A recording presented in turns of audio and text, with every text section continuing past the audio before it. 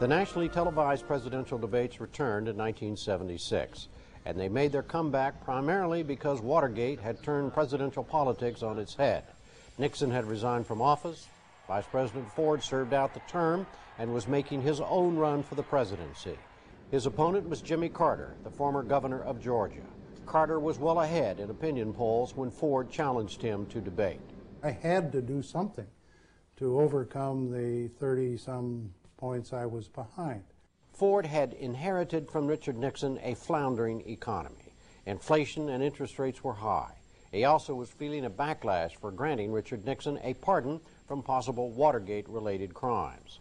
Jimmy Carter was a newcomer to national politics, and although he welcomed Ford's invitation to debate, he accepted with some apprehension. It was a very disturbing concept for me to be on the stage with the President of the United States.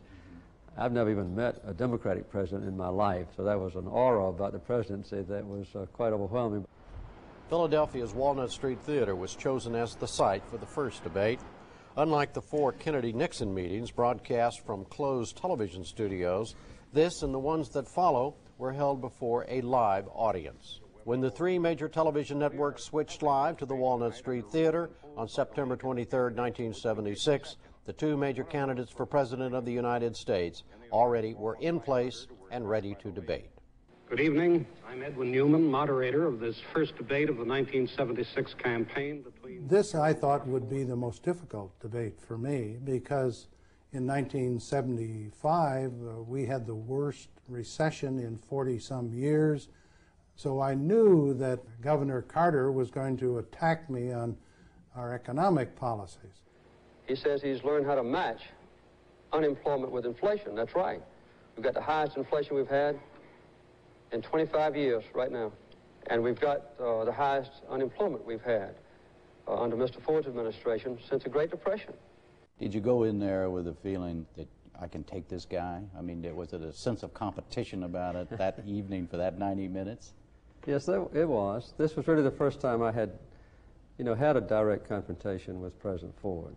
And as a matter of fact, although we were hot competitors, I had an admiration for him because I knew the difficult circumstances under which he had become president. Now, in the case of Mr. Nixon, the reason the pardon was given was that when I took office, this country was in a very, very divided condition. There was hatred, there was divisiveness, people had lost faith in their government in many, many respects. Mr. Nixon resigned, and I became president. It seemed to me that if I was to adequately and effectively handle the problems of high inflation, a growing recession, the involvement of the United States still in Vietnam, that I had to give 100% of my time to those 2 major problems. So there wasn't any personal animosity or vituperation there. There was one of respect for a very worthy opponent, but still a highly competitive atmosphere. But that first debate in Philadelphia is remembered not so much for what was said, but for what wasn't said. With only minutes left in the hour-and-a-half debate, the audio failed. One of the very serious things that's happened in our government in recent years, and has continued up until now, is a breakdown in the trust among our people and the...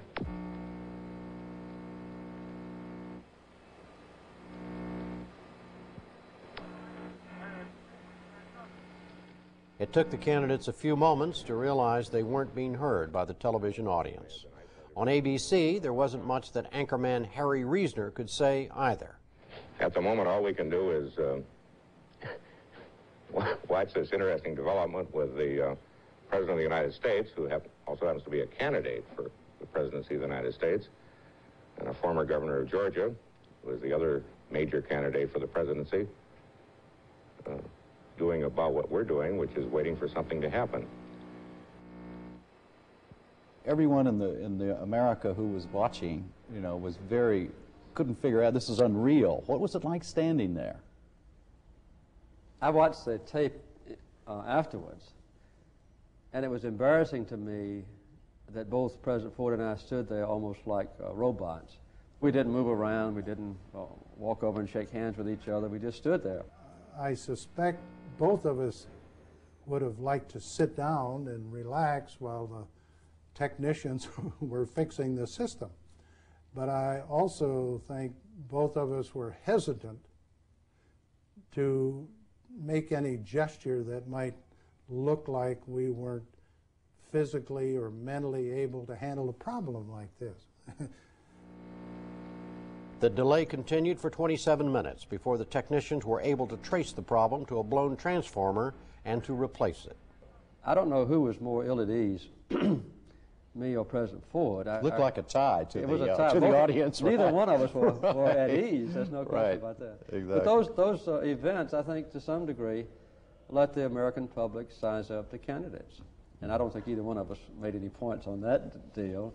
However, each candidate experienced his own individual moment of distress during the course of the debates. Jimmy Carter's occurred during the third debate in Williamsburg, Virginia.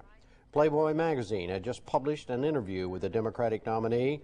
Carter knew there would be questions about some of the comments he had made. As you know, that Playboy interview could have cost me the election.